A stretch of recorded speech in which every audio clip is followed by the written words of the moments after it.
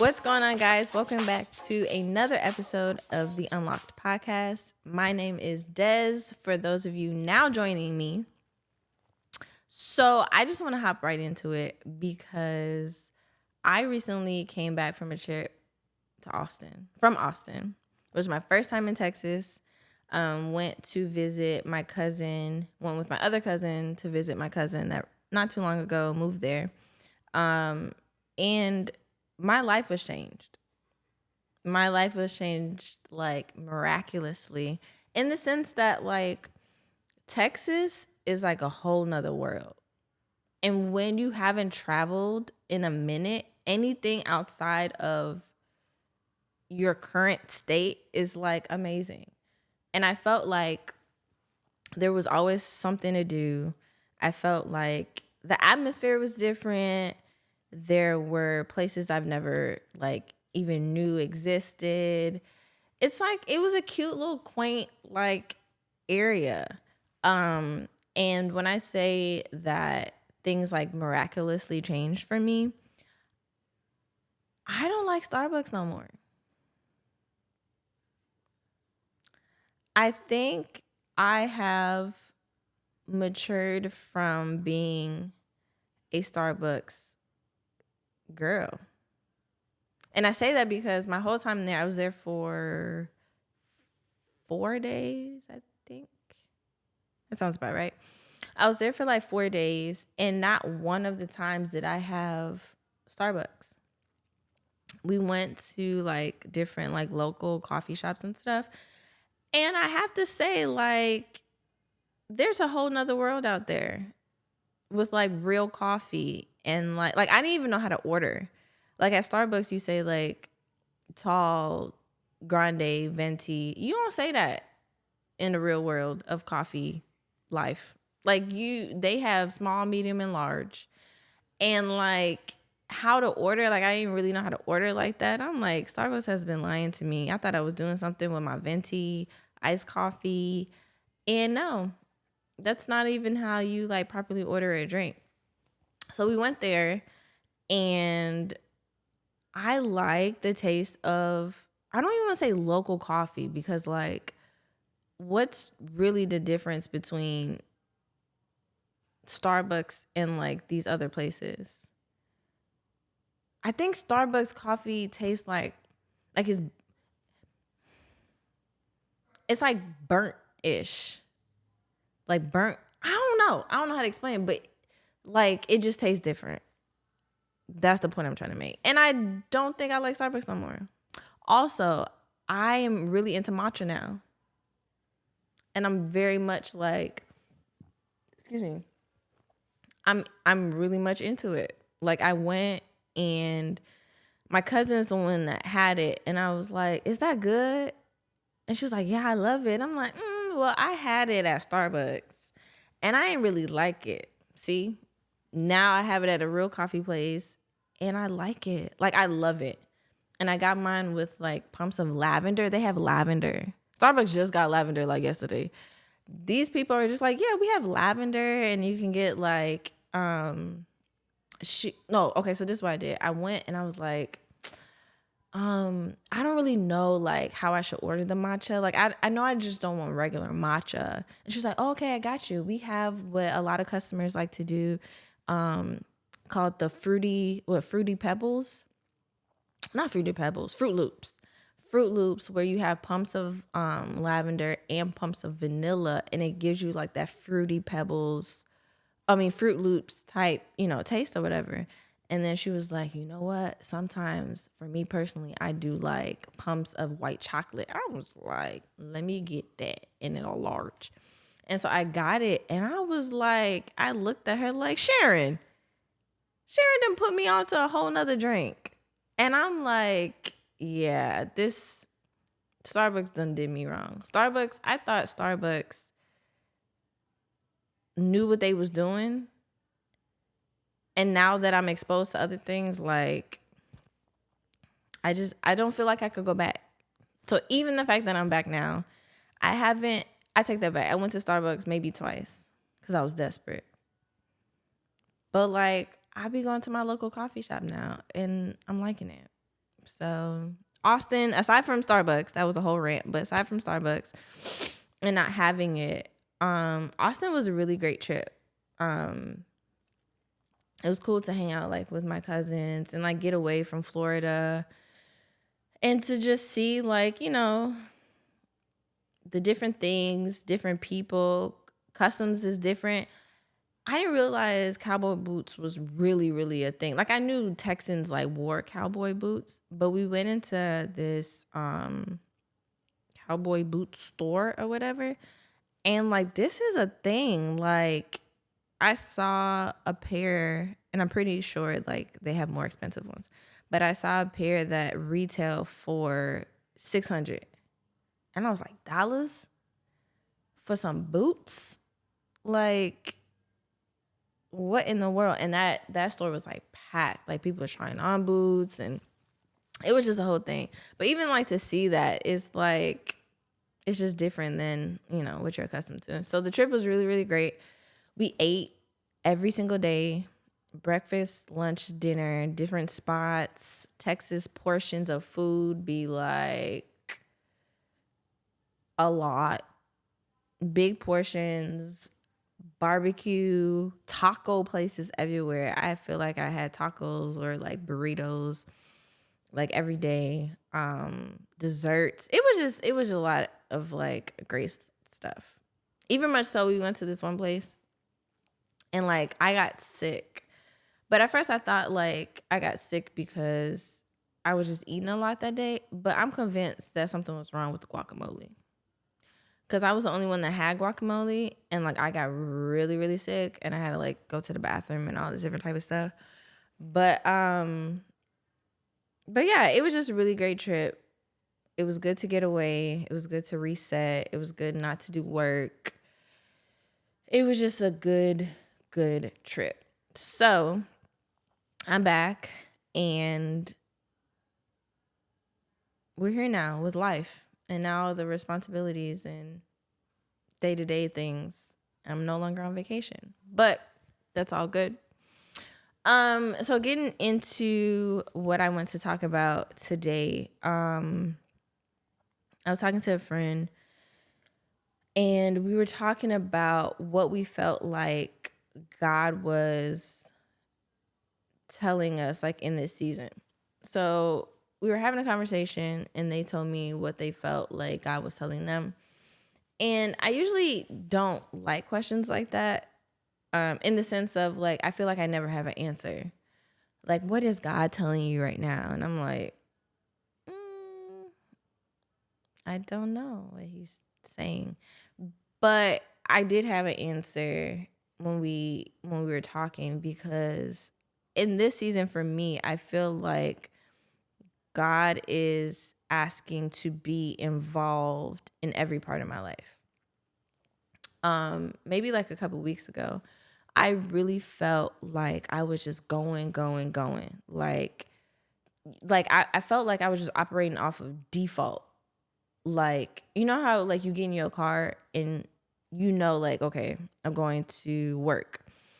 And you're not really thinking of like, I'm gonna make a right on University Drive, and then I'm gonna make like, you're not there for the drive, but then you get to work and you're like, how did I get here? Because you're just operating off of default. And I felt like I was just really, really going, like mentally, like my brain wouldn't shut off at night. And I was thinking about the next day and like what I had to do. And like, I was just always like busy and like moving and stuff. And at the end of the day, like I would just feel like exhausted, and I would feel tired. And I felt like God was just really trying to get my attention and wanting to be a part of my everyday. No matter like how small the task is, or like whatever it is, but to depend on him for my everything. Not just like the big stuff or when things go wrong and it's like, okay, now I'm calling him to like take control and like help me or advise me. But even in like I'm going to get coffee today. Not at Starbucks, but I'm going to get coffee today. And I want you to like be in the car with me. Like very, very intentional about his presence, not waiting or not realizing at the end of the week, like, oh, I ain't really like talk to you for real, like all day or all week, but really like practicing like his presence and being like dependent on him. That got me thinking about like previous relationships and the immature mental state that I was in. And let me say the reason why. I felt like God was telling me to be dependent on him, to rely on him. And so for whatever reason, the thought of me in past relationships, I felt like I was so dependent on my significant other. Like I was so like, it's giving clingy. It's giving clingy. I would admit that. I felt like I couldn't do without them. So like if they were like down, I was down. Or if they weren't around, like I couldn't function. And like it was giving clingy. It was. And it's like when that thought popped into my head, I immediately went to Webster dictionary. And I looked up the definition, and I'm going to read it because I'm very much into like what words mean. Like we say dependent, we say clingy, but like what's the like definition? So dependent, a person who depends on, needs someone or something for aid, support, favor, etc. Right? But then in thinking, and I was thinking about clingy, I was like, let me look that up and see what that means. Because that's always like a negative connotation, right? Like you think clingy, like you even make the face when you say the word clingy, you be like clingy. Like you can't disassociate like negativity with the word. But I looked it up and it says, a person who becomes very attached to people and depend on them too much. And I was like, well, Jesus, I don't know. Like, I want to be dependent on you, but I think I want to be clingy with him, right? Because it says a person who becomes very attached and depends on a person too much. So, like, Lord, I want to be attached to you and depend on you too much. Right now, I feel like it's give or take whether or not I depend on you enough, but in clingy, I depend on you too much.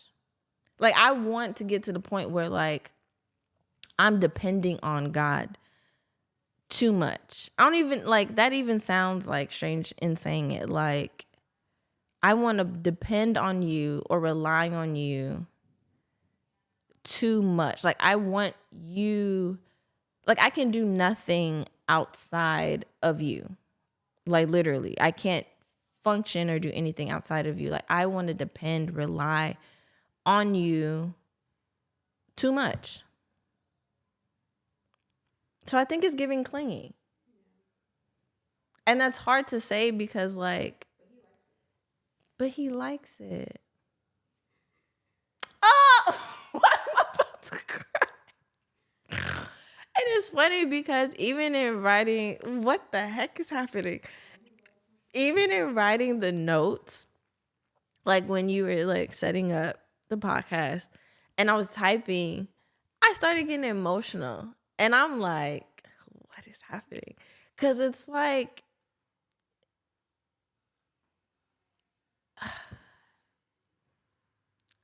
it's like you just really want him. You know what I'm saying?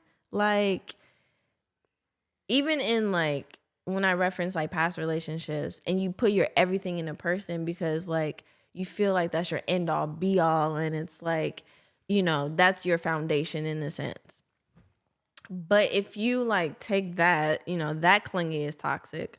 But if you take that mindset and you put it towards God, where like you want him to be your like end all be all, and it's like where he go, you want to go.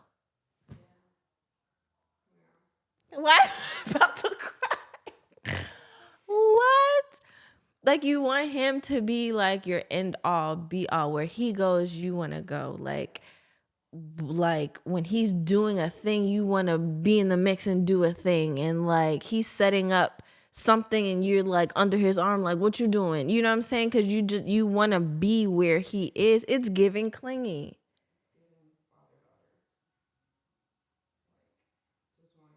I just want to be where you at. That's it. What? I just want to be where you're at. And I found that when I went through those days or whatever a couple weeks ago, when I was just like operating on autopilot and I was getting stuff done, but at the end of the day, I was super tired and I would just knock out because I was doing it in my own strength. So at the end of the day, like I had nothing left. I felt depleted, but I wasn't doing it with him in mind. I wasn't doing it and inviting him into the thing and letting him show me XYZ and being dependent on his strength. I was just doing it because I felt like you just do it. And I wasn't being mindful of being clingy with him. And it's still weird to even say clingy because it's just like you just think negatively, like, oh, like they're clingy, but like I want to be clingy to the Lord. I want to be like, what you doing, where you going? You know what I'm saying? I'm going to, you know what I'm saying? Let me just get my shoes. You know what I'm saying? You hopping like, where you going? I'm going to, where we going? You get your bag and we going too. Like I want to be that with him. And like you said, like the best part is he wants that. He's not like pushing you away, like girl, like get off me, like you doing the most.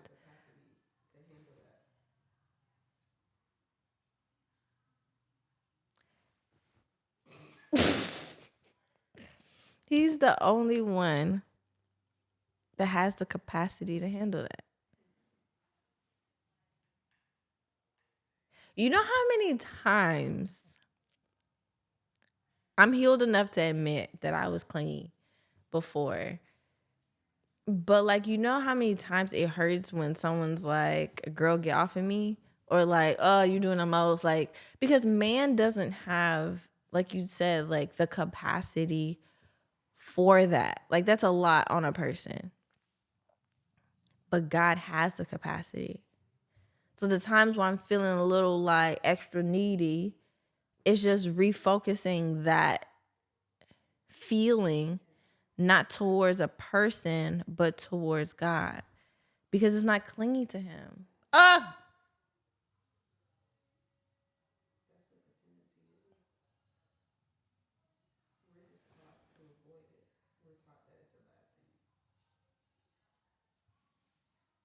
But not with him. Well, yeah, we're taught that it's a bad thing. We're taught that it's a bad thing and that we have to be independent. And yes, like we gotta, when it comes to like human to human relationship, like yes, we have to learn how to do things on our own. But at the same, there has to be a balance. We have to learn how to like rely on our significant other, to admit when we need help. Like there's a balance. It's not just like I can do anything and everything on my own and I don't need you, because then like their role is to come alongside and to assist and to help and to aid. But like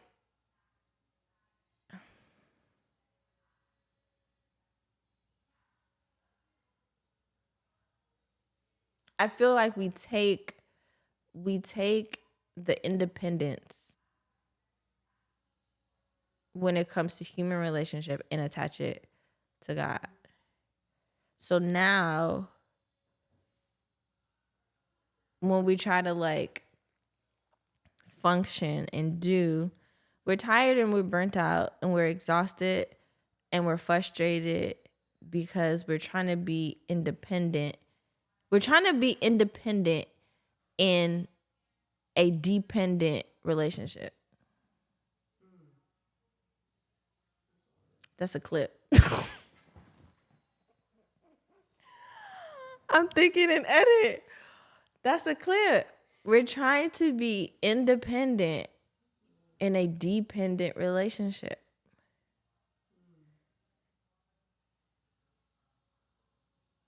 And I feel like sometimes we do it unintentionally, right? Like, how did I get to work? How did I end up here? Because you just begin to like do things. So it's not like you're trying to be in like, you know, I'm gonna do this by myself. You may not have that mindset per se, but like we can't do anything outside of him.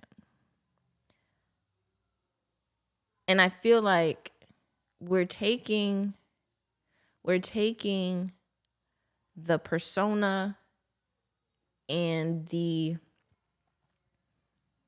we're taking the persona, the characteristics of man, and we're putting it on God instead of taking God's characteristics as they are, which is totally like opposite of man. Like we're to be like him, not him being like us. So like now we're in this relationship with God and we're frustrated as to like why he's not moving, why he's not talking, why he's not getting involved in our problems, but we not involving him in our everyday. We just want him to fix it. We want to do what we want to do, how we want to do it, when we want to do it. But then when we got a problem, we want him to fix it.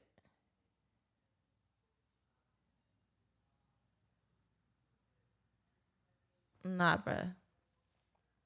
No.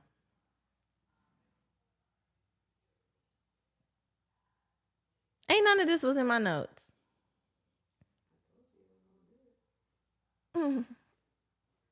It's okay. I could cut right here. This is crazy. And I think too, what got me when I'm going back to when I was talking about when you were setting up, or even like when I was writing notes, and I started getting emotional. I'm like, okay, so that's you. Because why in the world would I start crying and writing notes if it's not from him? Because to me, it's just words. But like in writing it, I'm like, Lord, I do want to be dependent on you. Like I do want to include you in everything, even the small stuff. Like when I say small stuff, I guess I mean like things that I deem like insignificant. Like the Lord got a lot more things that he could be doing than like worrying about like this little thing, worrying about like a conversation that I had that kind of like bothered me a little bit, or like worried about I ain't got no gas in my car. How I'm gonna make it to XYZ. Side note, you know that happened to me. I could be wrong. So I'm gonna say that to you right now. But this is how I took it in the moment. I was in college and like college is rough. You ain't got no money in college. But like I was in college and I literally had no money in my account. And it's before I had a credit card. So I had no money. I had no cash, no nothing. And I had to go to work. And it was a pretty long stretch to get to work. And my light was on. But at this point, my light had been on for 2 days. And the car that I had, it only lasts you 2 days when the light's on. At that point, you need to go get gas. Like the first day, you're like, all right, I got an extra day. It was day 2. There was no more days. And I'm like, I ain't got no money. What I'm do? I ain't got no credit card. I ain't got no money. I'm going to swipe it. They're going to say, ma'am, it's declined. So I'm like, I got to get to work. What am I do? And I was the only one at that point that had a car, like, you know, in my friend group or whatever. And I remember driving, and the whole way, I turned the air off. You know how to take up gas. You got to let the windows down. Do you understand? No extra nothing. So I'm driving, and I'm like, okay, like, at this point, that mug start, like, there ain't no gas. And I get all the way to work with no problem. And I get all the way back. And I was like, Lord, this has to be you. I mean, at the time, I wasn't thinking that because, like, I was nowhere near Jesus in college. That's a whole nother episode. That's a whole nother series. I was nowhere near the Lord in college. Like, anywho. But in retrospect, I'm like, Lord, like, that was you. Because, like, even that stretch of road, like, there were no lights. It was like over here where there'd be like no lights or nothing. And at that point, I was doing overnight shift. So, like, there was no lights. It was very like, the town was very much like, all we got is Walmart. So it was like that type of town. And I remember like getting there and back, and that was God. So I say all that to say, even in those moments where it's like, Lord, get me to work. For us, it's kind of like, girl, just put gas in your car. Like, that, Lord got more stuff to worry about than like you and your gas tank and getting to work. But like, even in that, like, he kept me. Even in that, like, he cares. So it's kind of like, you love me for real. You care for real. I just have to learn to be dependent on you and not dependent on man or myself. Ugh, the Lord is just really good. He really is. So since then, that has been my prayer, where I like the word clingy better because it kind of disrupts the idea of like the negative clingy, toxic clingy. So I've been saying like, Lord, I want to be clingy with you. Like, I want to be like how Jax be, my dog, somewhere around here.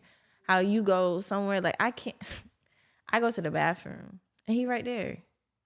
Jax be like, we both going to the bathroom. I be on the toilet. That he'd be like, hello. I can't, especially when I first got him, I could not go anywhere without my dog being right there. Because, side note, he was like a rescue animal. So, like, the fact that he was getting love, now he like, you go, I go. So it was giving very much clingy. So it's kind of like, Lord, I want that. Like, you go to the bathroom, we going to the bathroom. You going here, I'm going there too. Where we going? You know what I'm saying? Like, and it just takes the pressure off knowing that he's not going to dismiss you and be annoyed with you and be like, get your own thing. You know what I'm saying? He's like, yeah, it's an art thing. He's going to say it's an art. Oh! I think this is the wrap of the episode because I'm really about to cry. I think this is it.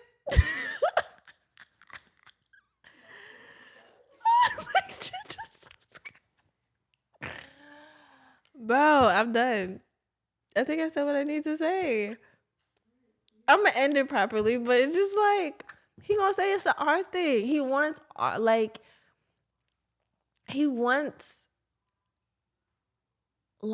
know, you have like your best friend and y'all got like inside jokes and y'all got like, you know what I'm saying? Like, something happens and you pick up your phone and you text them, or like you FaceTime them because it's like, girl, let me tell you what just happened. Like, you get what I'm saying? Like, it's not even a thought. Like, should I? It's like, it's just a knee jerk reaction. You just pick up the phone. It's like they're a part of everything, and it's like y'all have your thing. Like, some best friends have their handshake. Some best friends have their like secret language, or some best friends have like, they're able to like read each other's like looks, and you already know what the other person. You get what I'm saying? Like, and he wants that. He wants y'all to have y'all thing. I think this is the end for real because I can't even get through that part. And sometimes it's hard to think of God that he wants that or he cares about that. Like, That's so like elementary. You know what I'm saying? But he wants that. He wants that like intimacy and that dependency. Like it's not stupid to him. It's not small, it's not beneath him. It's not like he wants that. And he desires that. It's just us that talks ourselves out of thinking that he does. And then when we talk ourselves out of thinking that he does, we don't do nothing with him or include him in nothing. But he want to be included. This was good, guys. You want to be included. Think about you. Think about when you like to be included into stuff. Like you ever be like in a situation, or you're in a situation where like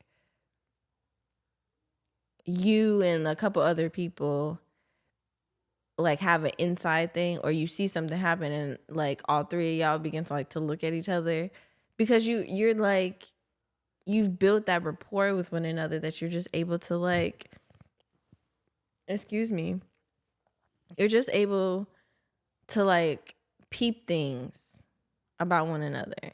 And that's what I believe, that's what the Lord wants. Like Jesus just wants to be a part of stuff. No matter how big, no matter how small. But not just the big and not just the small, but in everything. So with that being said, I want to, because I can't make it through the rest of this episode, I want to share this verse with you guys. And it's in Proverbs. It's Proverbs 3:5-8. And it says, trust in the Lord with all your heart. Do not depend on your own understanding. Seek his will in all you do. In all you do. And he will show you which path to take. Don't be impressed with your own wisdom. You ain't that smart. It don't say that, but that's what it means. Instead, fear the Lord and turn away from evil. Then you will have healing for your body and strength for your bones. I want to read the Message translation too. I have to find it. Message translation don't be having like verse 1, verse 2. It'd be like 1-5. Like, okay, give me a second. Okay. It says, trust God from the bottom of your heart. Don't try to figure out everything on your own. Listen for God's voice in everything you do. Everywhere you go, he's the one who will keep you on track. Don't assume that you know it all, because you don't. It don't say that part. Run to God. Run from evil. Your body will glow with health. Your very bones will vibrate with life. Honor God with everything you own. Give him the first and the best. Your barns will burst.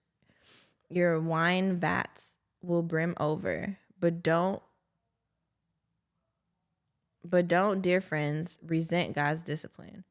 Don't sulk under his loving correction. It's the child he loves that God corrects. A father's delight is behind all this.